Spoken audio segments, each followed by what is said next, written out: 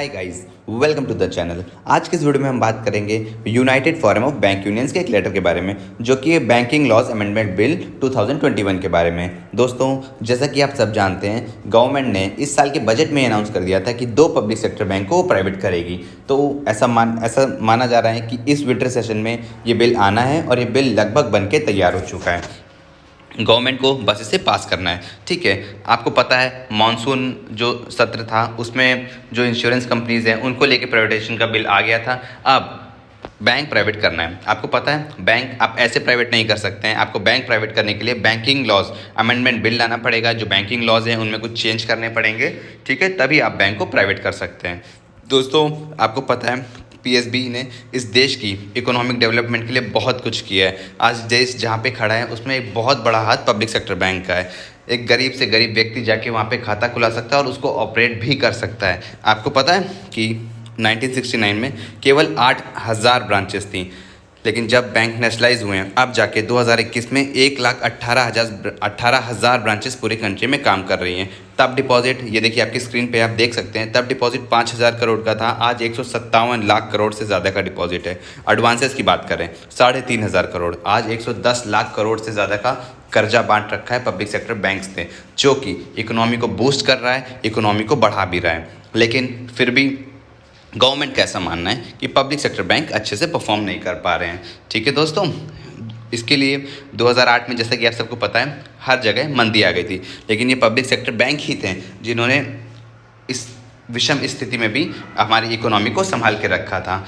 इसके लिए एक आर्ग्यूमेंट भी दिया जाता है कि अगर बैंक प्राइवेट हो जाएंगे तो ज़्यादा एफिशिएंट मैनेजमेंट आएगा, ज़्यादा अच्छे से काम करेगा और बैंक को प्रॉफिट की तरफ ले जाएगा। तो दोस्तों, सबसे पहले आप मुझे बस ये बता दीजिए, पब्लिक सेक्टर बैंक का होने का मोटिव क्या है? सिर्फ प्रॉफिट या आम जनता की सेवा, आम जनता तक बैंकिंग सुविधाएं पहुंचाना, आम जनता को बैंकिंग से जोड़ना? इसका जवाब आपको कमेंट में ज़रूर देना चाहिए। ठीक है, कि मेन मोटो क्या है? मेन मोटो प्रॉफिट है हमारा या मेन मोटो है कि लोगों को सर्व करना? ये आप इसका जवाब ज़रूर दीजिएगा। और आपको ये जान के हैरानी होगी कि जितने भी, मैं आपको दिखा देता हूँ कि जितने भी बड़े बड़े लोन्स हैं, ठीक है, सबसे पहले आपको ये बता देता हूँ कि जो हम लोग का ऑपरेटिंग प्रॉफिट है वो भी बढ़ता जा रहा है। ठीक है, हर साल दर साल बढ़ रहा है, यानी पब्लिक सेक्टर बैंक्स कहीं ना कहीं अच्छा परफॉर्म कर रहे हैं। पर उनके ऊपर भी प्रेशर है, उनके ऊपर पॉलिटिकल प्रेशर रहता है। ठीक है, उनके ऊपर गवर्नमेंट स्कीम्स का प्रेशर रहता है कि उनको इम्प्लीमेंट करना है, जिससे लॉस भी पब्लिक सेक्टर बैंक को उठाना पड़ता है। ठीक है, ये आप देख सकते हैं कि year on year operating profit किस तरह से बढ़ रहा है।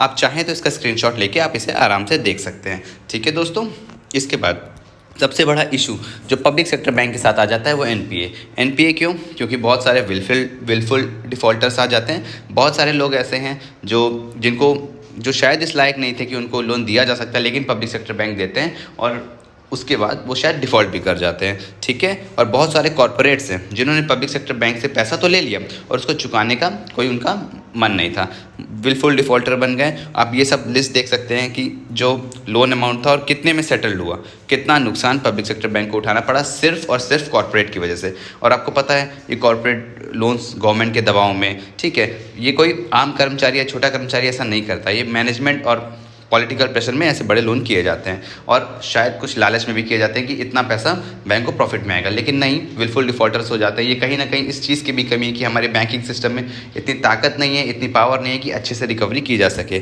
ठीक है, इसके बाद दोस्तों एक और बात है जिससे कि पीएसबीज पिछड़ जाते हैं। आपको पता है कि अभी आपने येस बैंक के बारे में सुना होगा, ठीक है, देखा कि कैसे उसको बेल आउट करने के लिए एसबीआई सामने आया।